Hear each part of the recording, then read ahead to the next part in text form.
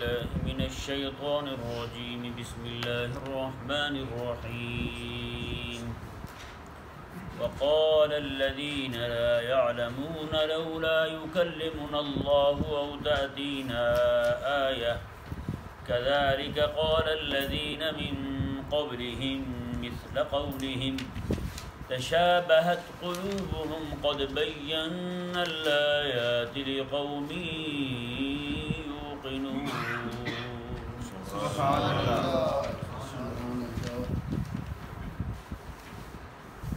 اللہ تبارک و تعالی نے کریم آقا صلی اللہ علیہ وسلم کے زمانہ اقدس کے یہود و نصارہ اور مشرکین کے دو اعتراضوں کا ذکر کیا۔ انہوں نے دو اعتراض کیے تھے، یہود نے اور نصارہ نے اور مشرکین نے۔ انہوں نے پہلی تو بات یہ کی، اعوذ باللہ من ذالک، اللہ تبارک و تعالی نے اس سے بیان فرمایا قال الذین لا یعلمون لولا یکلمنا اللہ۔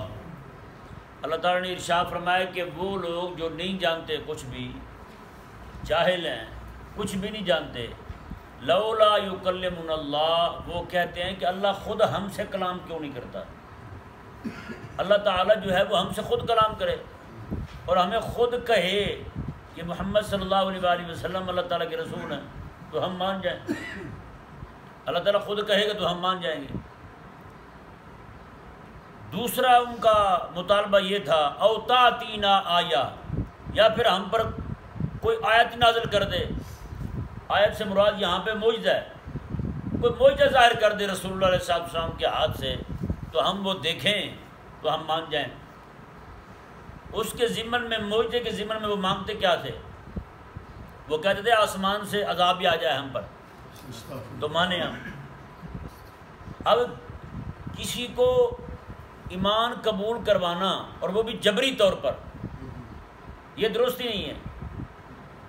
اللہ تبارک و تعالی نے، اللہ تبارک و تعالی کی یہ مرضی کے خلاف ہے، اس لیے تو اللہ تبارک و تعالی نے ہر دور کے اندر انبیاء کرام علیہ السلام کو بھیجا، اور وہ انبیاء کرام علیہ السلام جو ہے آ کر صرف راہ حق کو بیان فرماتے تھے۔ کبھی ڈنڈا اٹھا کے کسی کے دروازے پہ نہیں گئے کہ اٹھا کے کھڑے ہو گئے تو کلمہ پڑھ تو تیری جان چھوٹے گی ورنہ نہیں۔ کبھی کسی کا گلا نہیں دبایا، کلمہ پڑھ تو تجھے چھوڑتے ہیں ورنہ نہیں چھوڑتے۔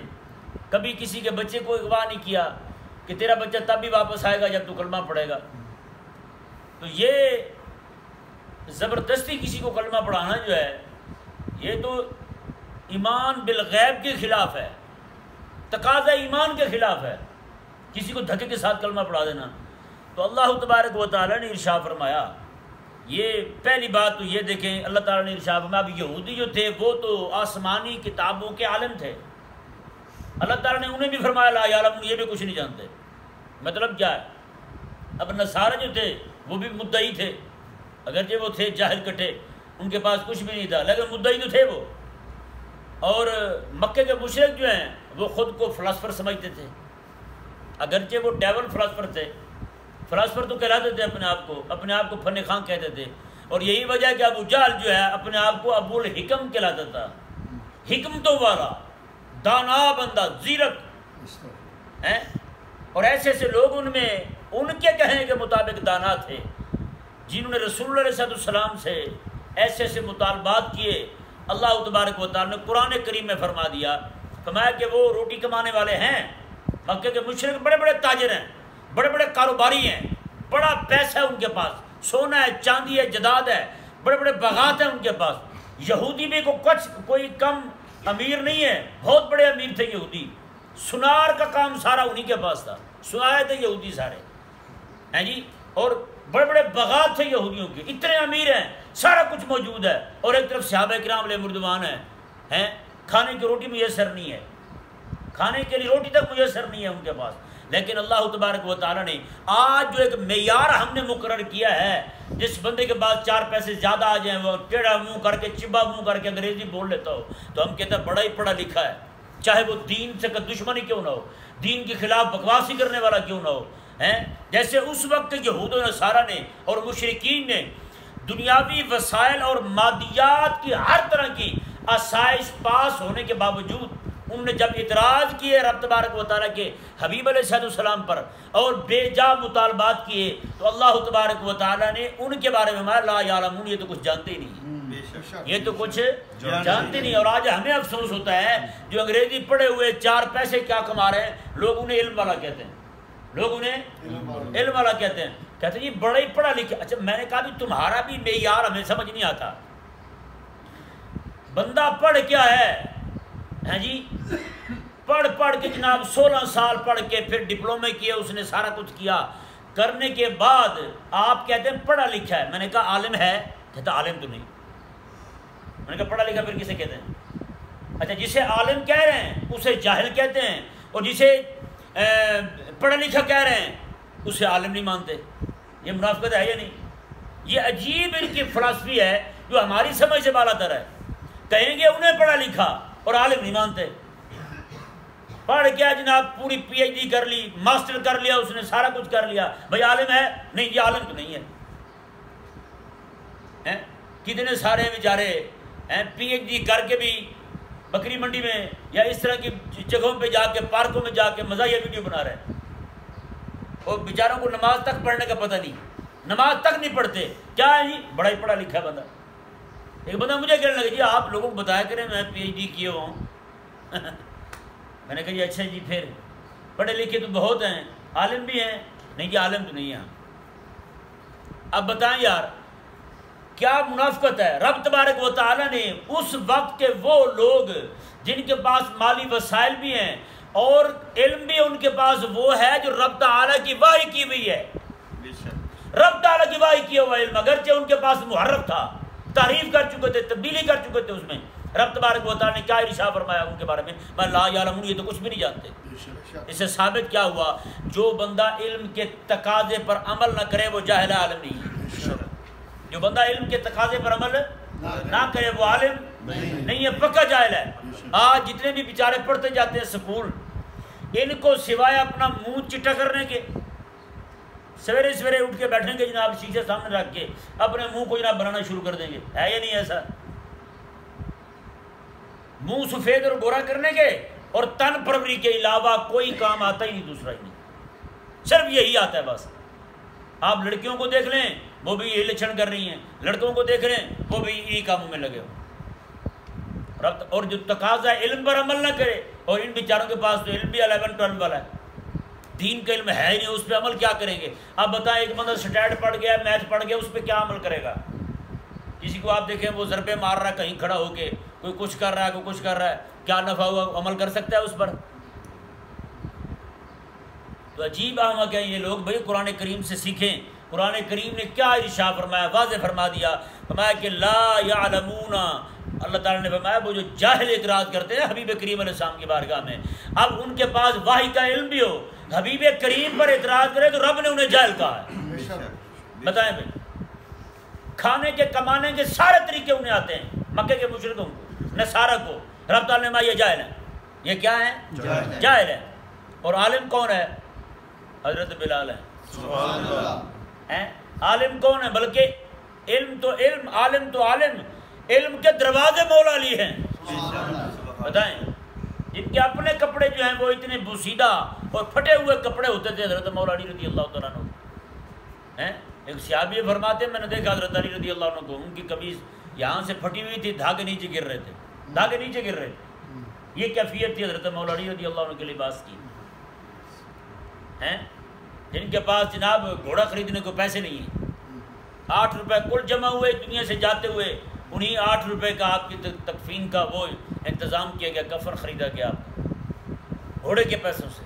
بتائیں، اور آج اتنے بڑے بڑے ڈیول فلاسفر بیٹھے ہیں، پرلے درجے کے شیطان بیٹھے ہیں، انہوں نے پکڑ کے پورا زاویہ تبدیل کر دی ہے، ایک فکر لوگوں کی سوچ کو تبدیل کر دیا ہے۔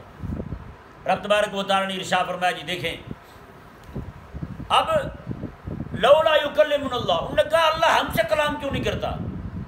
اب بتائیں بھائی، ہمارے یہاں کوئی بندہ کہے جی میں تو وزیر اعظم کی بات کو مانوں گا، جو وزیر اعظم میرا دروازہ کھٹکا کے آ کے یہاں کہے گا وہ بات مانوں گا۔ اب اسے کوئی دانا کہے گا یا پاگل کہے گا؟ پاگل ہی کہیں گے نا بھائی، وزیر اعظم ایک ایک گھر میں کیسے جا کے اعلان کرتا رہے۔ وزیر اعظم نے جو آگے نیچے وزیر رکھے ہوئے ہیں اور آگے وزیروں کے نیچے اور بندے رکھے ہوئے ہیں، ان لوگوں کا پیغام پہنچانا تم تک، یہ وزیر کا پیغام ہی پہنچانا ہے نا، یہ تھوڑی ہے کہ۔ اور دوسری بات یہ ہے کہ وزیر اعظم جو ایک ہی گھر میں جا کے دروازے کھٹکا کے دروازوں پہ دستک دے کے ان کو پیغام دیتے رہے میں نے یہ آرڈر جاری کیا، یہ حکم جاری کیا ہے، اس کے مطابق عمل کرو، یہ تو اس کی توہین ہے۔ اللہ تبارک و تعالیٰ تو خالق اور مالک ہے، بادشاہوں کا خالق ہے وہ تو ہیں۔ جس طرح یہاں تمہارے بادشاہ کی توہین ہے، رب تبارک و تعالیٰ کی عظمت و شان بہت بلند ہے۔ رب تبارک و تعالیٰ نے بھی اپنے کچھ خاص بندے، اور دوسری بات یہ ہے کہ ہر بندہ رب تبارک و تعالیٰ کی وحی کو اٹھانے کی ہمت بھی نہیں رکھتا۔ رب تبارک و تعالیٰ جس بندے پر وحی نازل فرماتا رہا ہے، اس بندے کو اس عالم سے، عالم حیوانیت سے نکال کر کے عالم لطافت اور عالم نورانیت میں لے جاتا ہے پہلے، پھر رب تبارک و تعالیٰ اسے وحی کے قبول کرنے کے قابل بناتا ہے، پھر اللہ تبارک و تعالیٰ اس پر قرآن نازل فرمایا، تورات اور انجیل نازل فرمایا۔ سبحان اللہ۔ ایسے تھوڑا جناب رب تبارک و تعالیٰ کا کلام ہے۔ رب تبارک و تعالیٰ نے جب کلام فرمایا نا حضرت موسیٰ علیہ السلام کے ساتھ، علماء فرماتے ہیں اللہ تبارک و تعالیٰ نے 70,000 کانوں کی طاقت عطا فرمائی حضرت موسیٰ علیہ السلام، پھر جا کے موسیٰ علیہ السلام نے رب کا کلام سنا۔ اور رب تبارک و تعالیٰ نے جب تجلی ڈالی، آج کہتے ہیں جی رب سامنے نظر آیا، ہمیں تو ہم مانے عجیب پاگل ہیں، ملحدین یہی کہتے پھرتے ہیں نا، آج کل ملحدین یہی کہتے پھرتے ہیں رب ہمیں سامنے نظر آیا ہے تو پھر دکھتا کیوں نہیں ہے تو نظر کیوں نہیں آتا پھر۔ یہ رب تبارک و تعالیٰ نے آگے ارشاد فرمایا، جی دیکھیں اللہ تعالیٰ نے ارشاد فرمایا کذالک قال الذین من قبلہم مثل قولہم، اللہ تعالیٰ نے ارشاد فرمایا یہ جو بات حبیب آپ سے کر رہے ہیں نا، پہلی تو بات کا جواب بھی نہیں دیا اللہ تعالیٰ نے، جو انہوں نے کہا تھا کہ اللہ تعالیٰ ہم سے کلام کیوں نہیں کرتا، میں یہ کوئی بات ہے کرنے والی، اس کا بھی کوئی جواب ہے؟ اس سے ثابت کیا ہوتا ہے؟ ہر بندے کی ہر بات کا جواب نہیں ہوتا، ہر بندے کی ہر بات کا جواب نہیں ہوتا۔ کئی بندے کی وہ بات، بابا کہتا تھا کہ جواب ہوتا ہے بات کا، پیٹ کا کیا جواب ہو، تو بندہ ویٹ کر دے کہے جی جواب دے اس کا جواب کیا ہے، ویٹ کرنی پڑے گی نا، تو پھر کیا فائدہ بندہ اچھا بھلا شریف اور نیک بندہ ہو کے کسی کے سامنے ویٹ کرتے ہوئے، گندہ نہیں لگے گا وہ؟ تو اس لیے بات کا جواب ہوتا ہے، کوئی بات ہی نہ ہو، کہتے جواب ہوتا ہے گل دا، تو گل ہی نہ ہو، لل ماری ہوئے کسی نے، تو جواب کا تھا، جواب کس چیز کا بھی بتائیں۔ تو رب تبارک و تعالیٰ نے دوسری بات انہوں نے کہا کہ معجزہ لائیں، پھر ہمارے پاس کوئی ایسی نشانی لائیں ہیں تو ہم بھی مانیں۔ اللہ تعالیٰ نے ارشاد فرمایا کذالک قال الذین من قبلہم مثل قولہم، اللہ تعالیٰ نے ارشاد فرمایا حبیب کرے آپ پریشان نہ ہوں، یہی بات آپ سے پہلے آنے والے انبیاء کو ان کے لوگوں نے بھی کی تھی، یہی بات آپ سے آنے والے پہلے لوگوں کو بھی کی تھی۔ اللہ تعالیٰ نے قرآن پاک میں ایک اور جگہ ارشاد فرمایا آتواصوا بہ، کیا وہ جو پہلے اپنے نبیوں کو یہ بات کر کے گئے ہیں، انہوں نے اپنے نبیوں کو ساحر بھی کہا، مجنون بھی کہا، جادوگر بھی کہا اور مجنون بھی کہا، اور انہوں نے اپنے نبیوں سے یہی مطالبات کیے تھے، میں کیا وہ مرنے لگے تھے ان کو کہہ گئے تھے کہ یہ باتیں تم نے بھی اپنے نبی سے کرنی ہے؟ نہ کوئی مطالبہ نہیں کر کے، ان کی تو ملاقات ثابت نہیں۔ وصیت کے لیے، ڈائریکٹ وصیت کے لیے ملاقات ضروری ہے، صحبت ضروری ہے، ان کی تو ملاقات ہی نہیں، پھر وہ وصیت کیسے کر گئے؟ میں نہ آخر وجہ پھر کیا ہوئی؟ اللہ تعالیٰ نے تشابہت قلوبہم، گندگی جیسی یہاں تھی ویسی وہاں تھی، تو گندگی کی بو جو ہے نا، بدبو ہمیشہ وہ ایک جیسی آتی ہے، زمانہ کوئی بھی ہو، دور جیسا بھی ہو۔ اللہ تعالیٰ نے فرمایا تشابہت قلوبہم، ان کے دل ایک جیسے ہو گئے۔ اب دیکھیں تشبیہ میں اور تشابہ میں فرق ہے، تشبیہ میں اور تشابہ میں فرق ہے۔ میں آپ کے سامنے واضح کرنے کی کوشش کرتا ہوں۔ تشبیہ جو ہے وہ من کل الوجوہ نہیں ہوتی، جیسے مثال کے طور پر ہم کسی کے بارے میں کہیں یار، مثال کے طور پر عمران خان نے سٹینڈ لیا امریکہ کے سامنے اکڑ گیا ہے، عمران خان شیر ہے، عمران خان شیر ہے، یہ جیسے نواز شریف کو تو ویسے ہی شیر کہتے ہیں، نواز شریف شیر ہے بھائی، ہے یا نہیں؟ اب ہم کہیں جی وہ شیر ہے، کوئی بندہ جا کے اس کی قمیض اٹھا لے، تو کیا کر رہا ہے؟ کہتا میں اس کی دم دیکھ رہا ہوں۔ کیوں بھائی؟ اس نے کہا شیر کی تو دم ہوتی ہے بھائی، میں دیکھتا ہوں اس کی دم ہے یا نہیں۔ ہم کہیں گے بے وقوف انسان، جو تشبیہ ہوتی ہے نا وہ من کل الوجوہ نہیں ہوتی۔ یہ نہیں کہ آپ کوئی بھی لفظ کسی کے لیے بولیں کہ فلانا بندہ جو ہے وہ طبیعت کا کتا ہے، تو آپ جا کے جناب اس کو دیکھنے لگ جائیں وہ بھونکتا بھی ہے یا نہیں، 2 گھنٹے دیکھیں جی اس نے بھونکا نہیں ہے، تو آپ کہیں وہ تو کتا نہیں ہے، میں نے خود دیکھا وہ تو بھونکتا نہیں، آپ نے کہا وہ کتا ہے، یہ تو جیبا ہم کو والی بات ہوئی۔ ہیں تو بھائی تشبیہ من کل الوجوہ نہیں ہوتی، لیکن تشابہ جو ہے وہ من کل الوجوہ ہوتی ہے، من کل الوجوہ ہوتی ہے۔ رب تبارک و تعالی نے یہاں یہ نہیں فرمایا کہ ان کے دلوں میں تشبیہ جو ہے وہ پائی جاتی ہے، نہ اگر یہ ہوتی تو پھر من کل الوجوہ نہ ہوتی۔ رب تبارک و تعالی نے فرمایا کہ تشابہ پایا جاتا ہے، مطلب کیا ہے؟ میں بالکل بعین ہی جیسے دل حضرت ابراہیم علیہ السلام کے دور کے کافروں کے تھے ویسے ہی دل رسول علیہ السلام کے دور کے کافروں کے، جیسے دل موسیٰ علیہ السلام کے دور کے کافروں کے تھے ویسے ہی دل رسول علیہ السلام کے دور کے کافروں کے ہیں، اور جیسے دل رسول علیہ السلام کے دور کے کافروں کے تھے ویسے ہی دل آج کے دور کے کافروں کے ہیں۔ اس وقت جو یہود و نصارہ اسلام پہ اعتراض کرتے تھے، آج جو یہودی اور نصرانی جو ہے وہ بھی وہی اعتراض کر رہے ہیں۔ کیوں؟ آخر وجہ کیا ہے؟ میں آپ کو مثال سے سمجھاتا ہوں، مثال آپ کے سامنے رکھتا ہوں۔ دل جو ہے نا، دل ایک دوسرے سے ملتا ہے، وہ دو چیزوں سے ملتے ہیں۔ کتنی چیزوں سے؟ دو چیزوں سے۔ میں اس سے ہٹ کر کے آپ کو سمجھانا چاہ رہا ہوں، ایک صحبت سے اور دوسرا کسی بندے کا لٹریچر کتاب پڑھنے سے۔ مثال کے طور پر اب جس طرح میں سوچتا ہوں، میرے پاس جو شاگرد بیٹھتے ہیں میرے تعلق والے، آپ جو سنتے ہیں مجھ سے، کوئی بندہ مجھ پہ اعتراض کرے، میں اس وقت کراچی بیٹھا ہوں، آپ بیٹھے ہیں لاہور، وہ اعتراض پہلے نہ آپ تک پہنچاؤ نہ مجھ تک پہنچاؤ۔ آپ چونکہ بیٹھتے ہیں میرے پاس، سنتے ہیں رات دن، مجھے گفتگو سنتے ہیں، قرآن سنتے ہیں، ترجمہ تفسیر سنتے ہیں، اب جو اعتراض مجھ پہ ہوگا کراچی میں وہی اعتراض آپ پر ہو لاہور میں، یا جو بندہ میری کتابیں پڑھتا ہے، میں یہاں بیٹھا ہوں، وہ بندہ انڈیا میں بیٹھا ہے، یا وہ بندہ بنگلہ دیش میں بیٹھا ہے، یا افغانستان میں بیٹھا ہے، یا امریکہ میں بیٹھا ہے۔ اب جو اعتراض مجھ پہ یہاں ہوگا نا، وہی اعتراض ان ملکوں میں ان پر ہو، تو چونکہ وہ میری کتابیں پڑھ کے اپنی طبیعت اور مزاج میرے جیسا کر چکے ہیں، جس طرح میرا ایک سوچنے کا ایک زاویہ ہے وہ بھی ویسے ہی سوچتے ہیں، تو بتائیں دل ایک ہونے پر جواب ایک نہیں ہوگا ہیں؟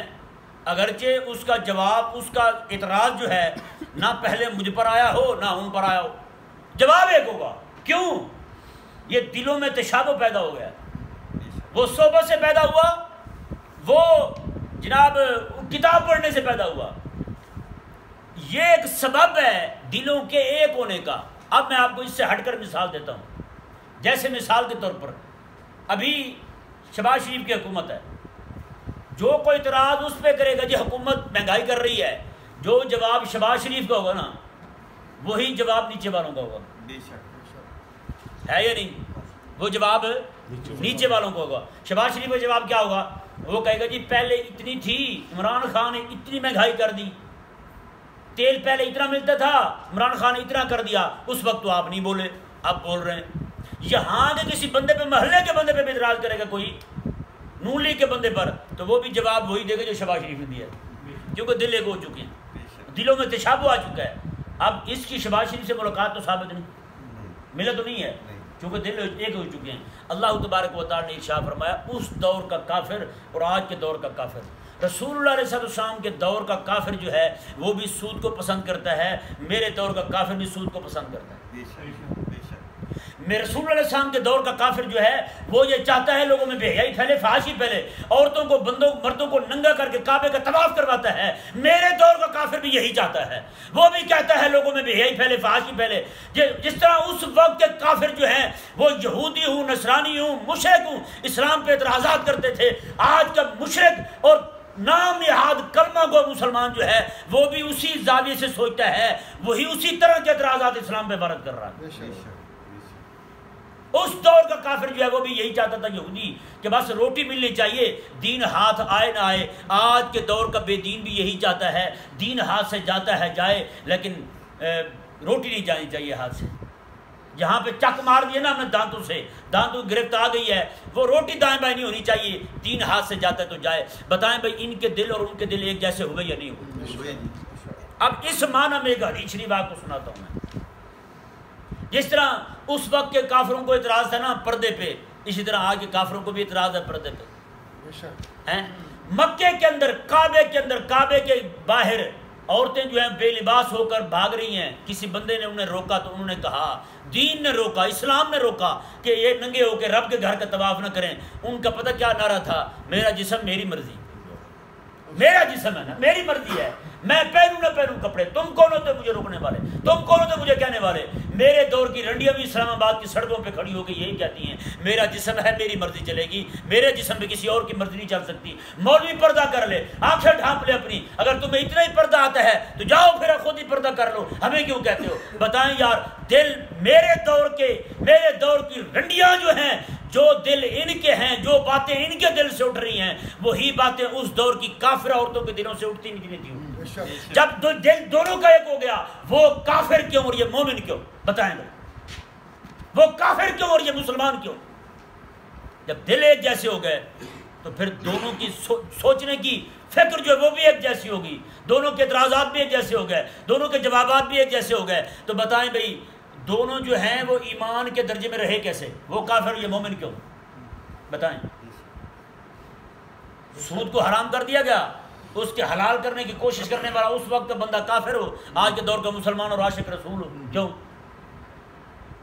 کیوں بھائی؟ تشابہت قلوبہم، رب نے فرمایا ان کے دل ایک ہو چکے ہیں، ان کی آپس کی کوئی ملاقات نہیں. جو اس وقت کی رنڈیاں سوچتی تھیں آج کی رنڈیاں بھی وہی سوچتی ہیں، جو اس وقت کے کافر عورتیں سوچتی تھیں آج کی کافر عورتیں بھی وہی سوچتی ہیں. دل ایک جیسے ہو گئے. تشابہت قلوبہم، یار رب کا قرآن ایسے نہیں فرماتا ہیں. رب تبارک و تعالیٰ کا کلام تو ایسے نچوڑ نکال کے رکھ دیتا ہے. کچھ سمجھے تو صحیح، اس کے قریب تو آئے.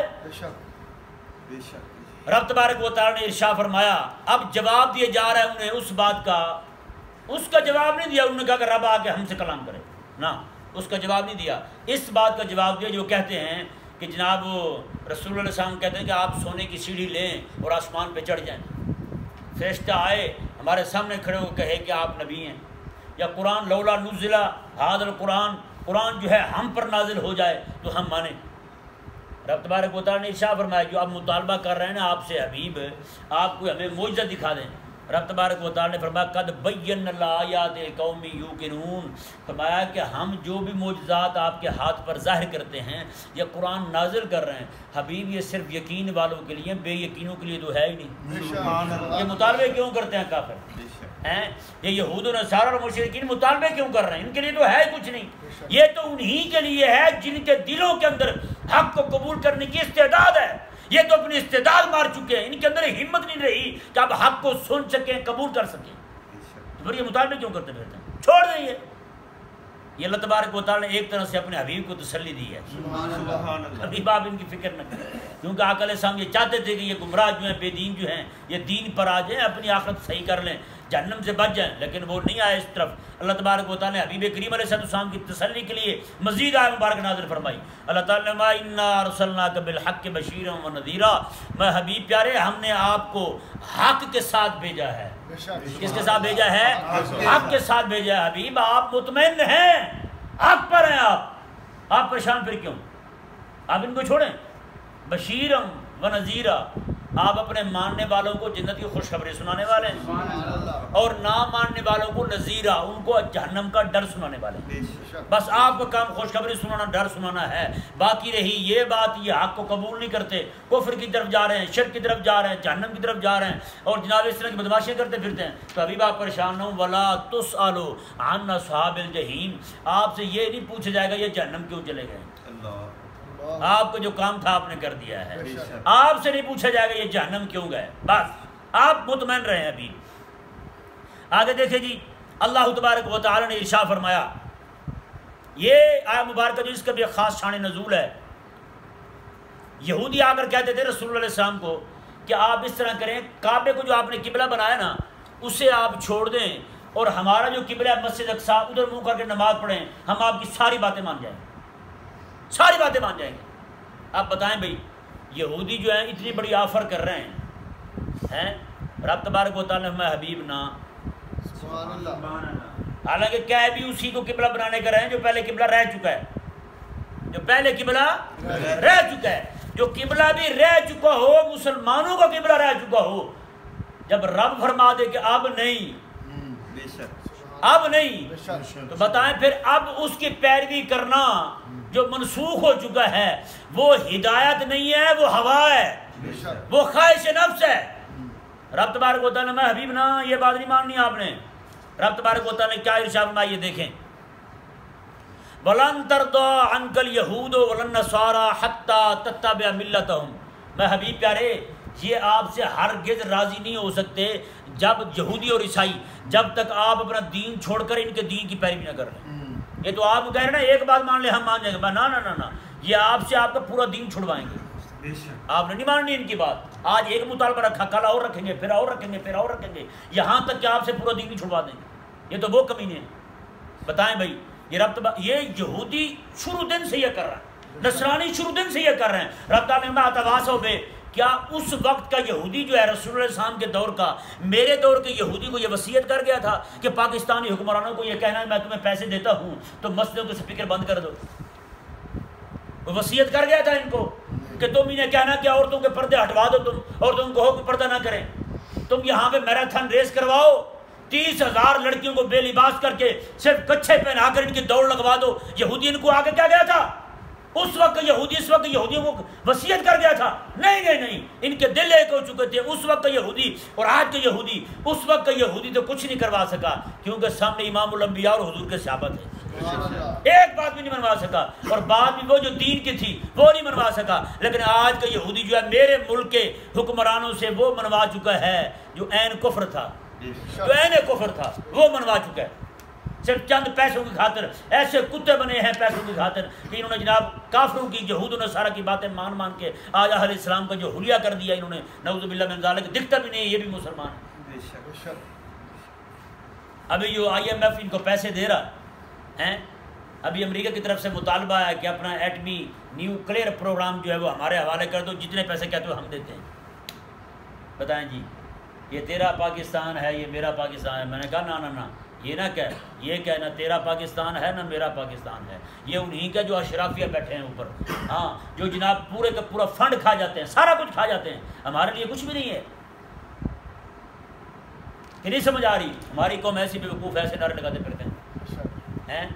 فلانا دن آ رہا ہے وجنے جی میرے نچن دی دل کر رہے نچ بھائی، کہتے نچ ٹوئے پاتے ہیں پر کی کریں کھڑا نہیں ہو جاتا میرے کو. مہنگائی یہ نہیں ہو گئی ہے، اب بھی کو بندہ کہے میرے نچنے میں جی کردا بتایا اسے جوتے پڑھنے چاہیے نہیں پڑھنے چاہیے؟ توبہ نعوذ باللہ. رب تبارک و تعالیٰ نے ارشاد فرمایا حبیب پیارے یہ ہرگز آپ سے، یہ دیکھیں یہ خطاب بظاہر حضور کو ہو رہا ہے لیکن حقیقت میں حضور کو خطاب نہیں ہے. ہاں آقا علیہ السلام تو کبھی بھی ان کی اتباع کرنے والے نہیں تھے. حضور نے کبھی بھی، یعنی کہ آقا علیہ السلام کے دل مبارکہ میں کروڑویں حصے میں بھی یہ بات کبھی آ ہی نہیں سکتی کہ آقا علیہ السلام اپنا دین چھوڑ کے یہودیوں اور عیسائیوں کا دین قبول کرنا. کیوں؟ ایسا کبھی بھی نہیں ہو سکتا. وہ مسلمان اگر سوچے گا بھی صحیح نا وہ بھی ایمان سے چلا جائے گا کہ آقا علیہ السلام ایسا کر سکتے تھے. نہیں، کبھی بھی نہیں. رب تبارک و تعالیٰ نے ارشاد فرمایا جی دیکھیں والا ان اتبعت ہاں فرمایا کہ قل ان ھدی اللہ ھو الھدی. واہ واہ واہ.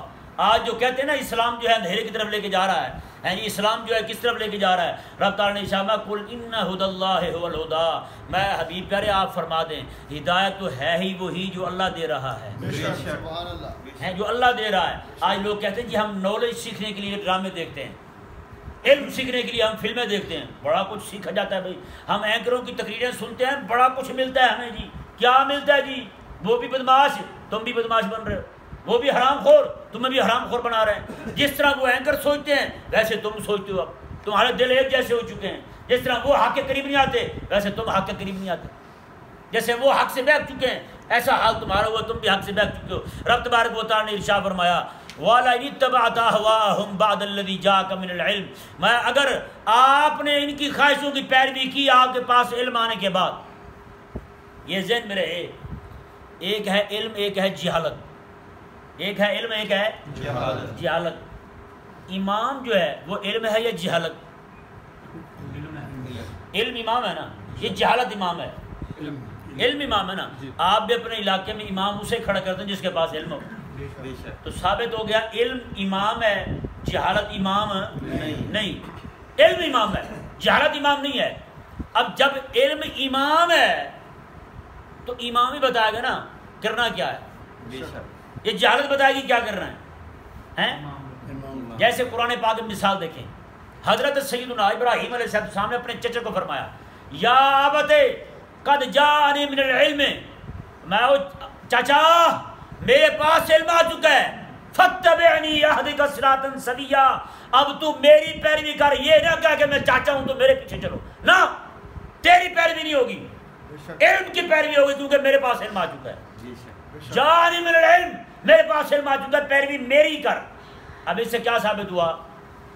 جب بات آ جائے علم کی اور جہالت کی تو پیروی کس کی ہوگی؟ علم کی۔ اب باپ بھی ہے وہ بے علم ہے تو پیروی کس کی کرے؟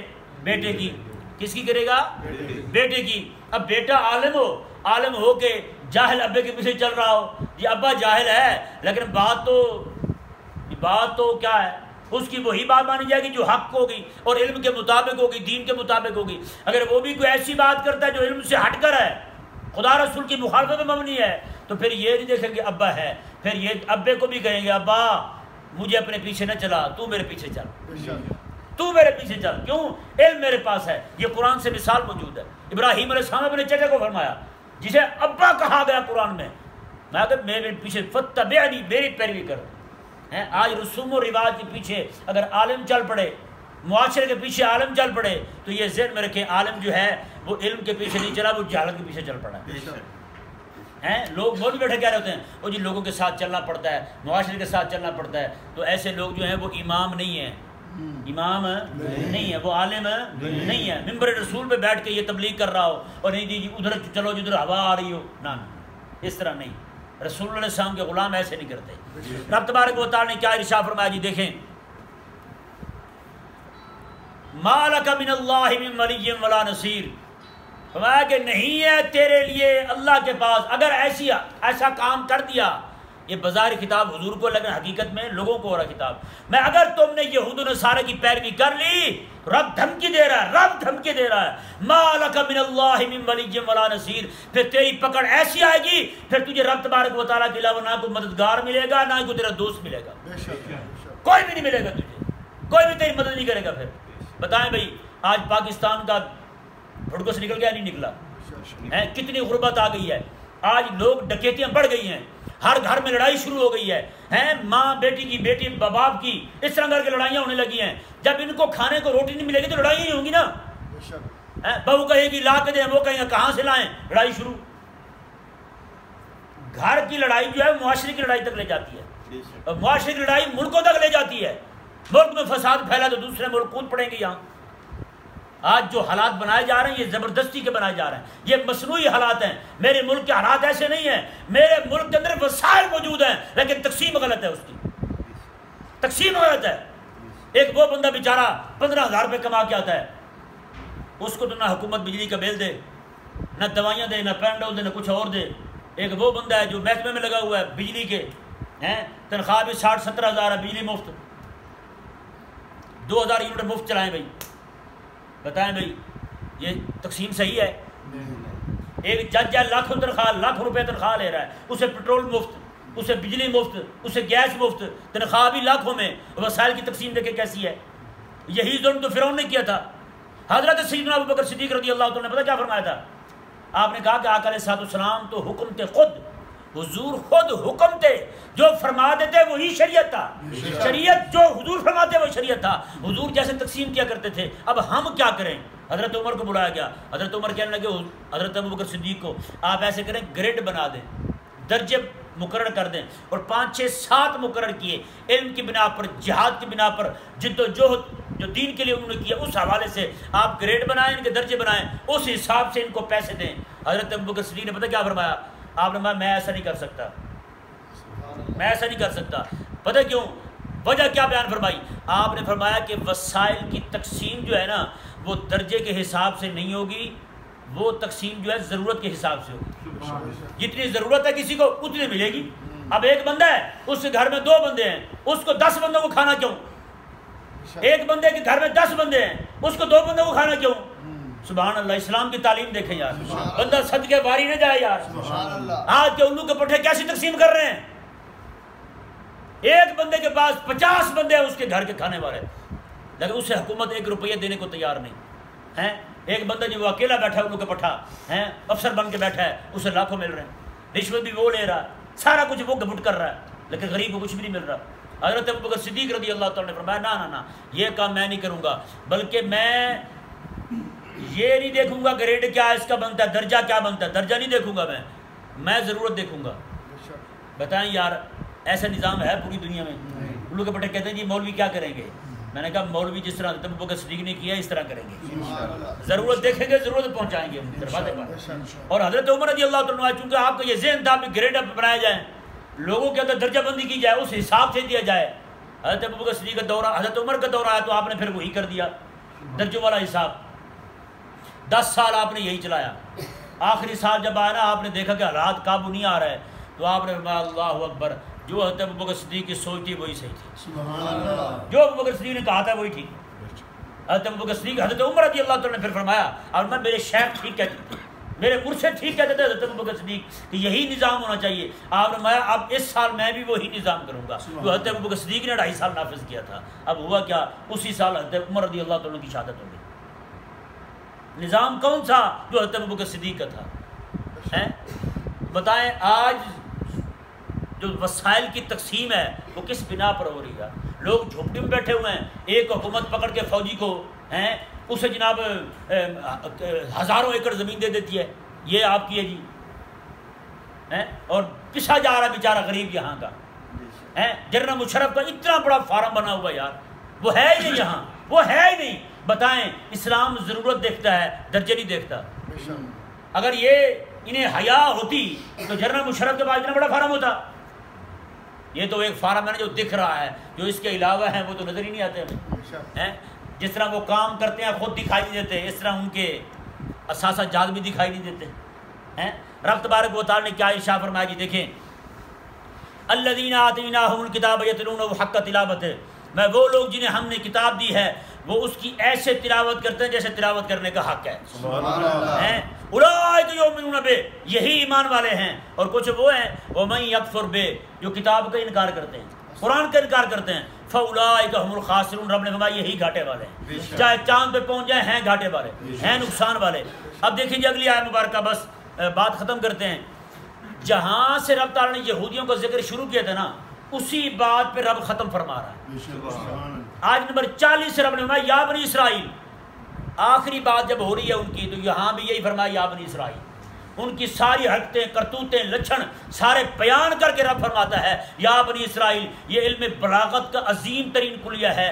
بندہ جو دعویٰ کرے نا شروع میں دلائل پورے دے کر بات ختم بھی اسی پہ کرے, بات ختم بھی اسی پہ کرے. یہ نہیں بات شروع کہاں سے ہوئی ہو ختم کہاں ہو رہی ہو, نہ یہ نہیں. رب تعالیٰ نے یا بنی اسرائیل کیا کہ شروع کی تھی بات, یا بنی اسرائیل کیا کہ رب ختم فرما رہا ہے. رب تبارک و تعالیٰ نے ارشاد فرمایا یا بنی اسرائیل اذکروا نعمتی التی انعمت علیکم, اے بنی اسرائیل یاد کرو میری نعمت جو میں نے تم پر کی ہے اور میں نے تمہیں سارے جہان والوں پر فضیلت دی.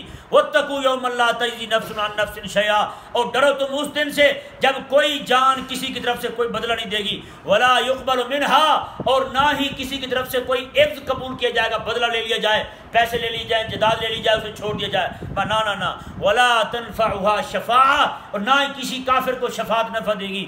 ولا هم ينصرون, نہ ہی ان کی مدد کی جائے گی. آخری بات رب تعالیٰ نے یہی کی.